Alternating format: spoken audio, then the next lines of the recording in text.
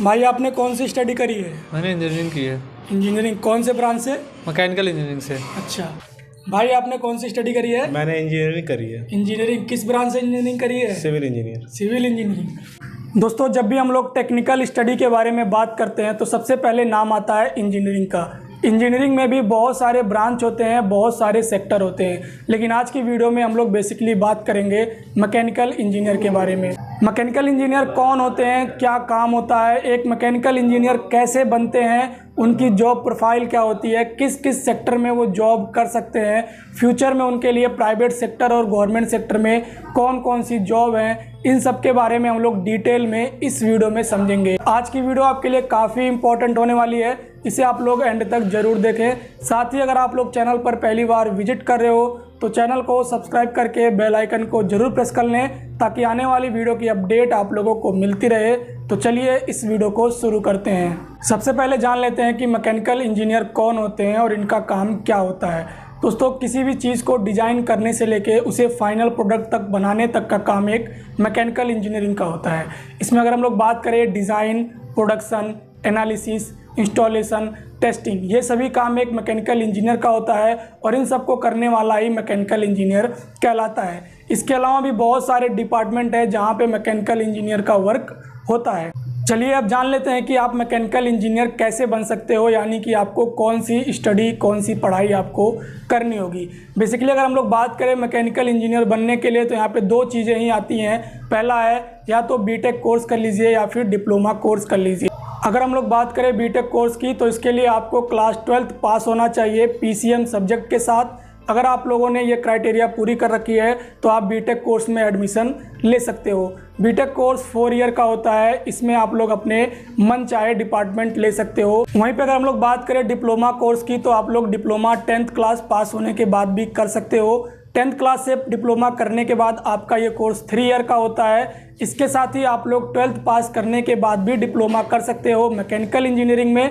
ये आपका 2 साल का कोर्स होगा जिसे आप लोग लेटरल एंट्री के नाम से जानते हो। ओवरऑल दोस्तों हम लोगों ने देखा कि बीटेक और डिप्लोमा करने से आप लोगों को मैकेनिकल इंजीनियरिंग की जानकारी तो हो जाएगी। इससे रिलेटेड जो भी स्टडी है आप लोग इन कोर्सेज में करने को आपको देखने को मिलेगा।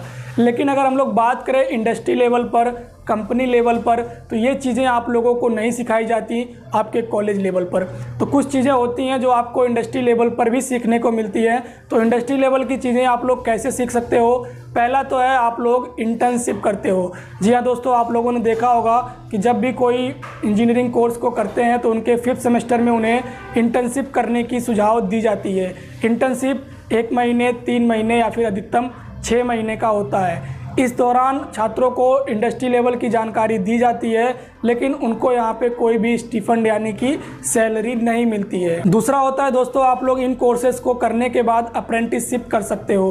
अप्रेंटिसशिप दोस्तों एक जॉब की तरह होता है। यहाँ पे आप लोगों को इंडस्ट्री लेवल की ट्रेनिंग प्लस जॉब मिलती है, यानी कि आपको यहाँ पे इंडस्ट्री की चीज़ें सीखने को मिलेंगी। वहाँ पे कैसे वर्क होता है, क्या वर्क कल्चर होता है, उन सब चीज़ों को ऑब्जर्व करने को मिलेगा। और इसके साथ ही आप लोगों को वहाँ पे कुछ स्टिफंड भी दी जाएगी, यानी कि सैलरी भी मिलेगी। ये सैलरी बहुत ही कम होती है। अगर आप लोग ट्रेनिंग पीरियड में हो तो ये सैलरी आप लोगों को कम देखने को मिल सकती है। तीसरा पॉइंट है, अगर आप लोगों ने डिप्लोमा या फिर बीटेक कर रखा है तो आप लोग एज ए ट्रेनी किसी भी कंपनी में जॉब कर सकते हो।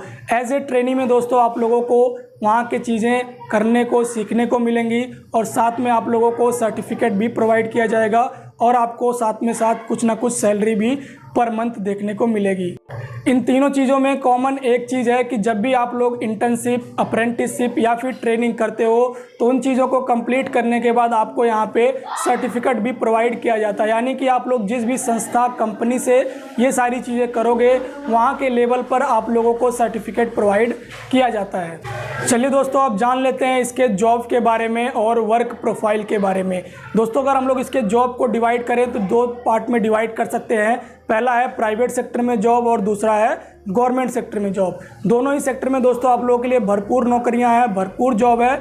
बस बात है आप लोगों को सर्च करना है और अपने स्किल के हिसाब से, अपने इंटरेस्ट के हिसाब से आपको ज्वाइन करना है। सबसे पहले अगर हम लोग बात करें गवर्नमेंट सेक्टर की जॉब के बारे में तो SSC JE railway JE, DRDO, भेल, गेल जैसे ये सारी संस्थाएं हैं जहां पे आप लोग गवर्नमेंट सेक्टर में जॉब कर सकते हो। इन जॉब्स को करने के लिए आपको सबसे पहले तो इनकी तैयारी करनी होगी, क्योंकि इनके एग्ज़ाम कंडक्ट कराए जाते हैं और इनके एग्ज़ाम को अगर क्वालिफाई करना है तो उससे पहले आप लोगों के पास एक अच्छी तैयारी होनी चाहिए। तो आप लोग गवर्नमेंट सेक्टर में भी जॉब कर सकते हो। अगला बात करें प्राइवेट सेक्टर का, तो प्राइवेट सेक्टर मैकेनिकल इंजीनियर वालों के लिए बहुत ही बड़ा है। यहाँ पे आप लोगों के पास बहुत ही अपॉर्चुनिटी है। अगर हम लोग बात करें इंडस्ट्री लेवल की, तो यहाँ पे agri machinery, construction equipment, railway division और भी आप लोगों के ऑटोमोबाइल डिवीज़न, यहाँ पे आप लोगों के बहुत सारे सेक्टर हैं। जैसे अगर हम लोग बात करें ऑटोमोबाइल सेक्टर की, तो 2 व्हीलर बनाने वाली कंपनी, 4 व्हीलर बनाने वाली कंपनी बहुत सारी हैं जहाँ पे आप लोगों के पास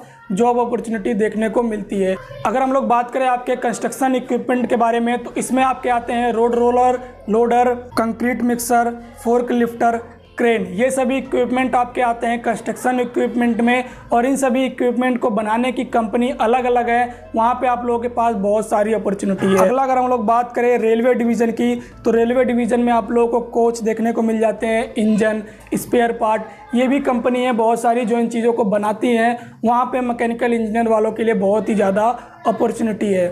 अगर हम लोग बात करें एग्री मशीनरी की, तो इसमें आपके ट्रैक्टर, रोटावेटर, कंबाइन, थ्रेसर जैसे इक्विपमेंट आते हैं, और इन सभी इक्विपमेंट को जो इंडस्ट्री बनाती है उनमें आप लोगों के मैकेनिकल इंजीनियर के लिए बहुत ही ज़्यादा जॉब अपॉर्चुनिटी होती है। अगला आपका है मैन्युफैक्चरिंग। मैन्युफैक्चरिंग दोस्तों, किसी भी चीज़ को अगर आपको मैन्युफैक्चर करना है तो उसमें आपके मैकेनिकल इंजीनियर की आवश्यकता होती है। तो इतने सारे जॉब प्रोफाइल है दोस्तों आपके प्राइवेट सेक्टर में और गवर्नमेंट सेक्टर में। उम्मीद है आपको ये जानकारी पसंद आई होगी। इससे रिलेटेड अगर आपका कोई सवाल है या फिर सुझाव है तो नीचे कमेंट सेक्शन में ज़रूर बताएं। साथ ही इस वीडियो को लाइक और शेयर करना मत भूलिएगा। चैनल पर पहली बार विजिट कर रहे हो तो सब्सक्राइब जरूर कर लेना। वीडियो देखने के लिए आपका धन्यवाद। मिलते हैं नेक्स्ट वीडियो में।